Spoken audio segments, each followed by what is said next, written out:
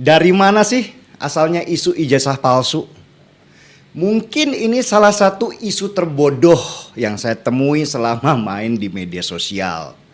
Isu ijazah palsu sama bodohnya dengan isu kancing jas Jokowi, dialek Inggris Jokowi, dan orang tua Jokowi itu PKI.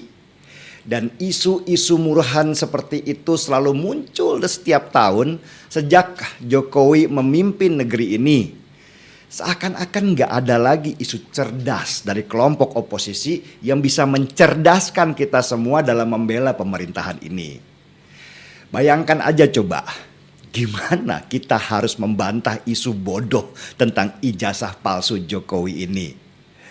Lawong kalau ijazah Jokowi itu palsu, sejak awal dia mendaftar jadi wali kota, sudah pasti pendaftaran Jokowi itu tertolak. Bahkan bukan saja ditolak oleh panitia pendaftaran, tapi Jokowi sudah pasti kena masalah hukum. Ingat kasus mantan pelawak yang akhirnya jadi politisi Nurul Qomar? Qomar ini akhirnya divonis 1,5 tahun penjara karena terbukti memalsukan ijazah kelulusan dia. Pemalsuan ijazah itu gampang banget ketahuannya. Selain daripada bentuk ijazah yang bisa jadi berbeda dengan aslinya, juga selalu ada saksi dari para dosen, bahkan mahasiswa yang seangkatan yang merasa tidak pernah tuh satu alma mater dengan si pemalsu.